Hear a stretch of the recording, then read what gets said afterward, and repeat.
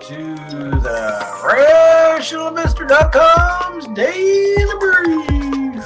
The answer to your question is learn the goddamn process, trade your trading plans, don't take too much risk on any one trade, and just let yourself get rich. Hello, everyone. Welcome back to the rationalinvestor.com's daily brief public show.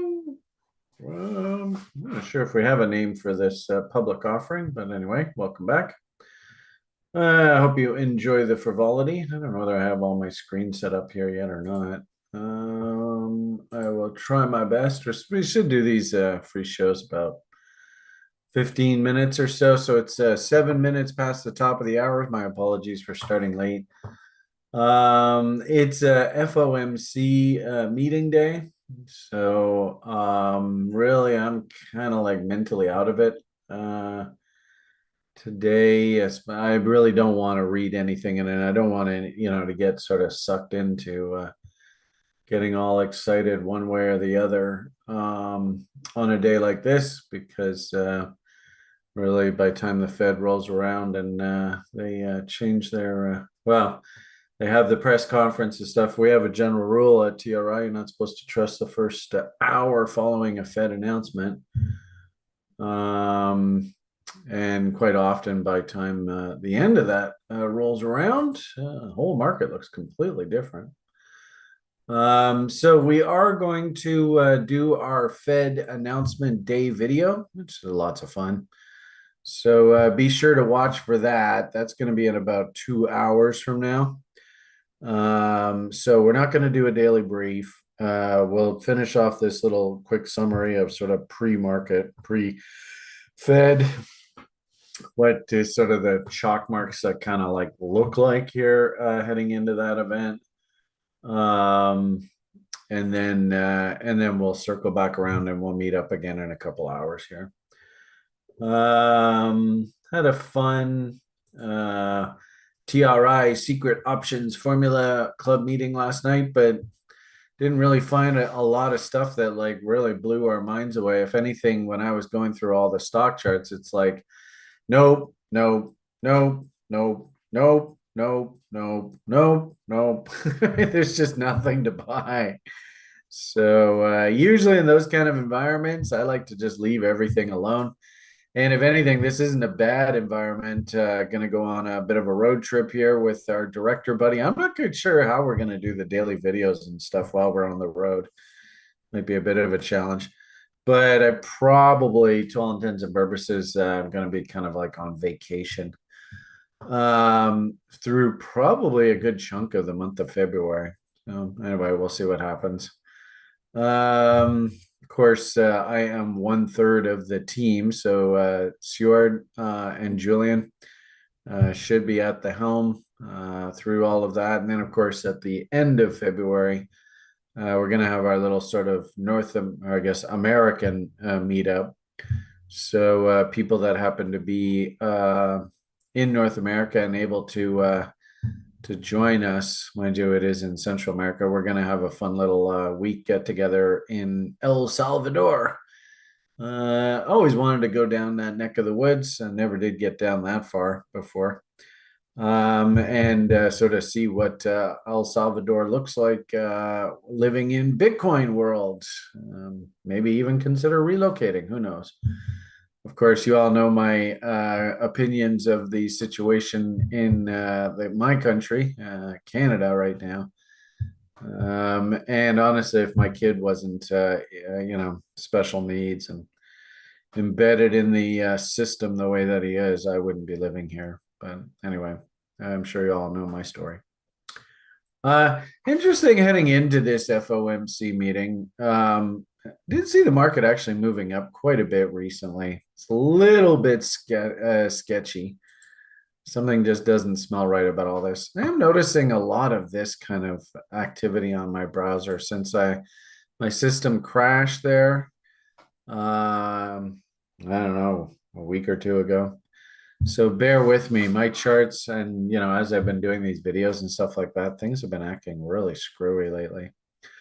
I don't know anyway, that's not your problem. So I don't know what kind of presentation I'm going to be able to give you guys. In fact, I just got all these screens ready, and now it looks like, something weird is going on with my computer. I don't think it's, yeah, 5 minutes, and I haven't even really talked too much to you guys today. Sorry.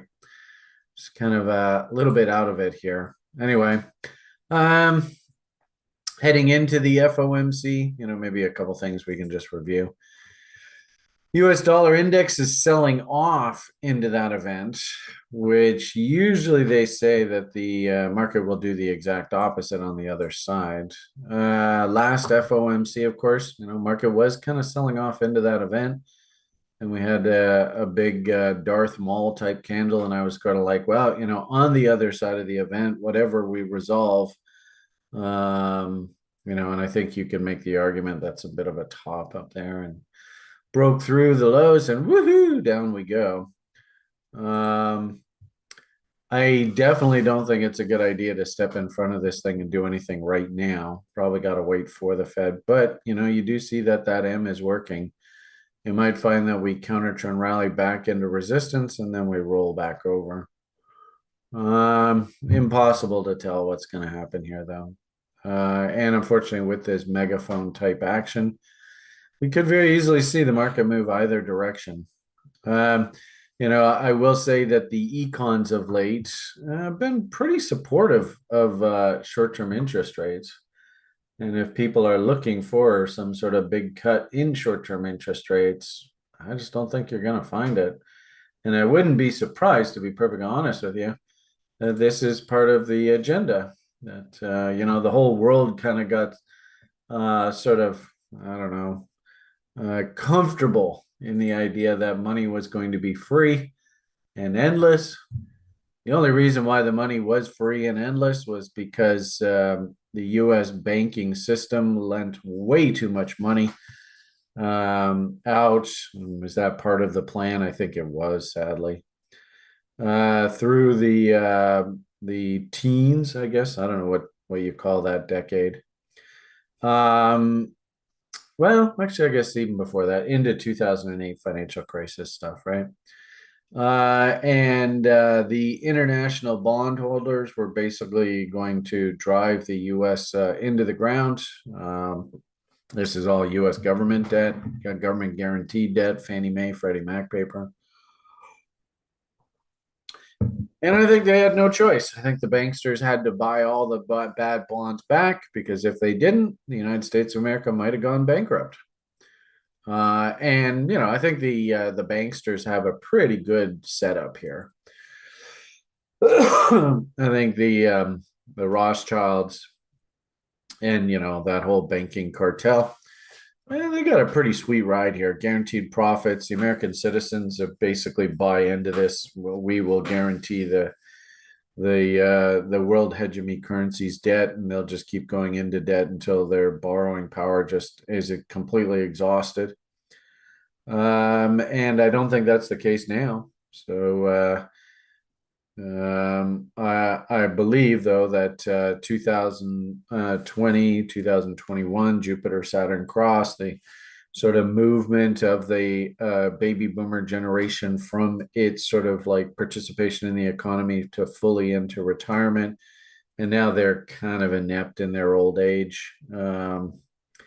Most of my sort of parents and step parents and great aunts and great uncles, they're all very old senior citizens now. So we're now into the millennial generation. So it sounds like a perfect time to sort of reset the system. Of course, Klaus has even told us that all this was coming with his great reset crop. And if anything, I was even commenting to people on social media, because most of the public just doesn't understand this. But I think actually it's fairly simple to understand what goes on. The only problem is you're not really going to like the answer. And I've said this to you, all the crypto people that are involved in Bitcoin and stuff, I could very easily see you're going to get your $1 million Bitcoin, but at the exact same time, you're going to go to the grocery store and a loaf of bread is going to cost you $500. So is it really that great of a thing to have Bitcoin $1 million? Well, I suppose if you did buy Bitcoin at the bottom, you're doing great. But my general comment to a lot of people on social media and stuff is try and understand this. When I was young, probably like Chris's age kind of stuff, the economy was like 1 trillion, $2 trillion. So basically, they've 10x'd the size of the economy. U.S. Federal Reserve's here setting $20 trillion now. Um, and I mean, really, what that means is you should put a zero on the end of every single thing that you buy and sell in your life. It's just that simple. The scary thing, though, is that you can see in countries that don't understand this basic metric and believe that you can just endlessly print money and it will never have any consequence. Um, who knows? Maybe you have to put two zeros in front. I mean, keep in mind, I remember a time when I was young, geez, the Mexicans and the South Americans, the Argentinians, when they had to go through all those resets and stuff. Uh, I don't think people in my country realize how dangerous a situation this is that they're flirting with. And the irony of it all is that the Americans, they care about the Americans. But they don't even care about things like American territories, like if you're in Guam or if you're in Puerto Rico or something like that. When Americans were going through their financial crisis and stuff, and people in Puerto Rico were like, "Hey, we need help. We're a U.S. territory." The U.S. bankers are like, "Fuck you. We don't care about you." So, do you think that they're going to care about China? And of course, if Mr. Orange Toupee comes charging back into power, are you going to have a friendly ear with him? Oh, God. Oh, anyway, it's tough for me to actually talk a lot about, new trade ideas and stuff heading into the Fed. A lot of today is just rhetoric. I think I've told you, recently, I am a US dollar bull. I do think that this little bullish bot, ultimate upside target here of the bot is a tag of the top of this megaphone. I do believe that's in our future, but I don't know. I mean, maybe we top out an M out because you can already see there are M's working here. But, going and actually like risking your hard-earned money and taking a bet with a chart that looks like this, I think is actually extremely dangerous. Anything could happen here. Sort of finish off this free broadcast, kind of what I'm thinking with Bitcoin. They've done the big ETF event. What I'm actually hearing now is people actually starting. I think I saw an email from Coinigy saying, you better get ready. Jesus, I did it again. The ETF for Ethereum is coming down the pike here soon. Actually, no, this is not the place I want to be. Actually, look at that NASDAQ. I mean, interesting commentary of what's going on here. Are we supposed to think anything if we ever see the market smiling at us? That can't be good. So something is definitely wrong with this picture. Actually, interesting. I was looking at this January barometer. What an odd looking image. I think on balance, 2024 is going to be an up year. But man, I think it's going to be pretty damn volatile. Does this sort of look like what the beginning of the year should look like? And if that's the case, I mean, look how we're coming out of January, today being the last day of January here. There is, I guess this is a 4-hour chart, right? So, I mean, we're gapping lower. Does that mean that, February, March, we're going to have a bit of a swoon here? I don't know. But I'll tell you, that doesn't look, it doesn't look very healthy, is to be honest with you, especially with these big gaps that need filling.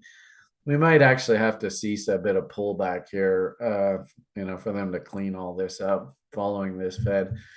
There is an expression in the market that if they rally the market into the Fed, then you should better be worried about what's going to happen the other side. The fact that they've gapped the market so violently lower here on the actual Fed day, I mean, it really has me scratching my head.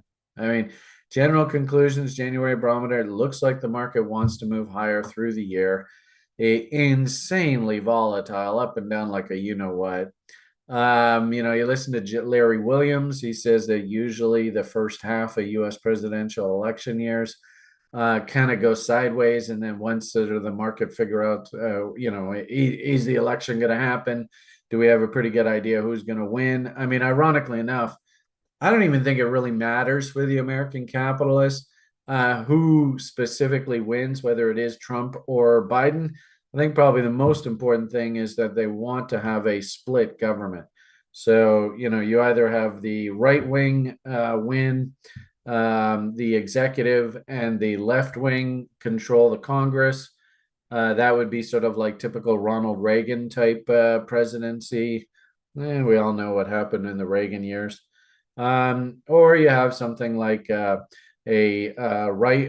wing controlled executive and a right wing controlled legislature, Congress. And that would be like I think Bill Clinton and blowjobs in the White House days. Both environments, stock market actually does pretty well. Stock market absolutely hates when one party is in control of the entire government, because then the politicians can actually start screwing around with laws and changing the rules and taxes and all that.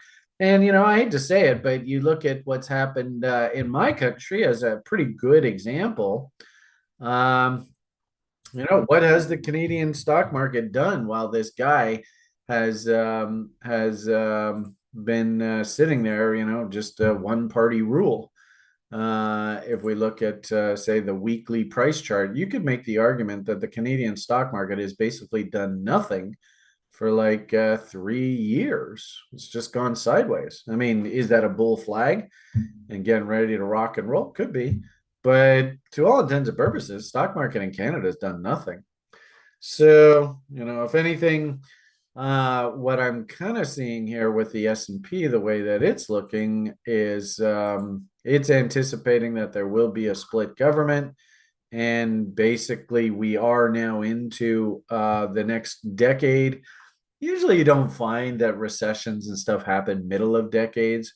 Usually, and I always teach all the students at the site, think recessions usually happen in years that end in like eights, nines, zeros, ones, and twos. And of course, we had that insane stupidity all around the sickness and the massive engineered bailout there in 2020. And of course, the insanity of the sickness world. Hopefully, we're beyond that, but who knows? So I would expect, and January Barometer sort of telling us that, probably on balance, 2024 is going to be a relatively good year. It looks like to me, though, it's going to be choppier than hell. So just be forewarned, everyone. Other than that, there's not a hell of a lot more I can really add to the equation here today. I will say for Bitcoin's purposes, we always say wicks and tails like to be eaten. So we've left a huge wick all the way up top to 49,048 bucks. Left a tail all the way down to 38.5. I would fully expect Bitcoin to explore both sides of this picture. And if we look at the lower time frames, we can kind of see that they're trying to set a base up here to take a serious stab up top. The market definitely needed to digest all that new issuance of the ETFs and all that kind of fun stuff. And really, for the actual Bitcoin community and people who are actually involved in the community, all of that's actually just fluff. For us in the actual Bitcoin world, in the crypto world, our big fundamental event date is coming up here in middle of April. Usually they say that I'm not exactly sure what date. I think it's like 17th or something like that. Usually I have found that usually price tops out about a month or so ahead of the actual event. It doesn't actually top on the halvening. Usually there's some sort of big euphoria, and then ironically enough, the actual halvening is a relatively quiet event. So in a weird sort of way, you can kind of see that they're setting the stage, right? If you think that this looks like some sort of inverted head and shoulders, which I think to all intents and purposes, it kind of does look like that. maybe we get a little bit of consolidation here to set up that right shoulder. Then interestingly enough, you can see if this does play itself out, I don't know whether you can see that line up top there. You can see that this measured move would actually take us up. And I've always been sort of scratching my head because, big fat round numbers like to be traded to. And I'm a little surprised that we never did trade to that 50,000. So, I mean, it's not really setting up a trade for me here. Going long at 43, looking for 50. What is that, like 15%? If anything, we might have some fun trading the shit coins and stuff like a lot of the Solana names. I went through a bunch of Solana names yesterday in the after party.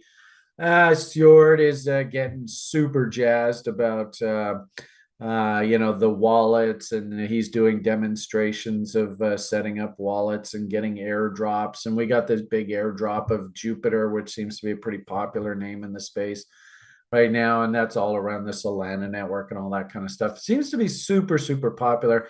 And as I said there a moment ago, I was a little surprised to hear, but there is serious talk, and maybe this is what's going to be the catalyst going forward, that Ethereum now needs to have ETFs listed. And you might find that the whole market goes through some sort of orgy here regarding Ethereum. A bit of a double bottom there working. So all you day traders, I suppose there's a little bit of a trade there. But you might, Ethereum's kind of been like not participating in a lot of this recently. I suppose maybe you can make the argument we could draw that all the way up there now. But anyway, I do find it interesting that Ethereum has been brought back into the fore. But I am hearing, and I think I've been talking to you guys a lot about this recently, that Solana seems to be coming on like gangbusters here. Of course, this silly thing keeps disconnecting me. I'm not sure what the hell's going on with my account. Anyway, I thought I had it over here. Anyway, we'll just finish off with this. I don't know whether I have that on this chart or not.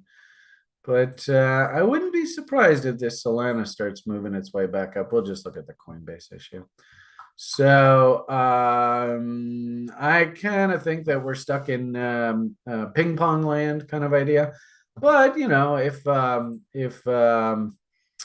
Bitcoin price, like I said, if we can get some sort of consolidation here to set up for that move up top here, I could easily see Solana, if it can put in any kind of W here, any kind of bullish structure here, I think it could have another go up top here. So not enough for me to get actually like, holy shit, that's a buy signal. I got to get in there. But it's constructive. And then, like I said, I definitely think that there easily could be another rally window in here.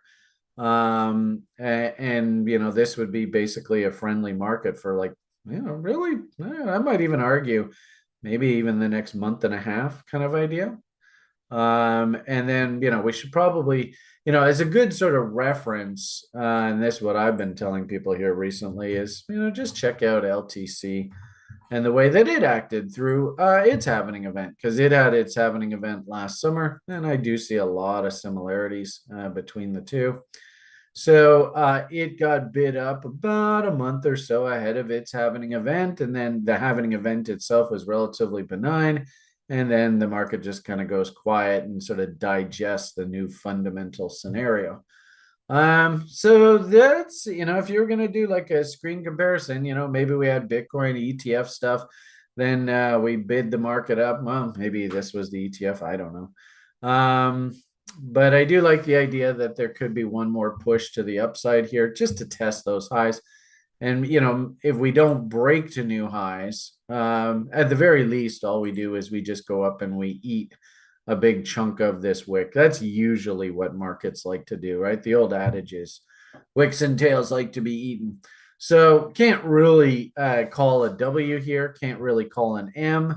If anything, we just have to be patient and disciplined and wait for the new signal to come in to give us new direction. And my hunch is, for whatever it's worth, there's another push up top here, then an M, and then we actually start the correction in earnest. So anyway, there's your summary for the market. As I said, we'll circle back around and get together here in about an hour and a half for the Fed. Should be a lively conversation. Yeah, I think we'll probably leave it at that for today. All right. Have yourselves a great day. PMA for the win. Slow and steady wins the race. Don't take no wooden nickels. Hope you remember what your number one job is. Hugs and kisses for Murat. He loves saying hugs and kisses now. Have yourselves a great day. All the best and bye for now.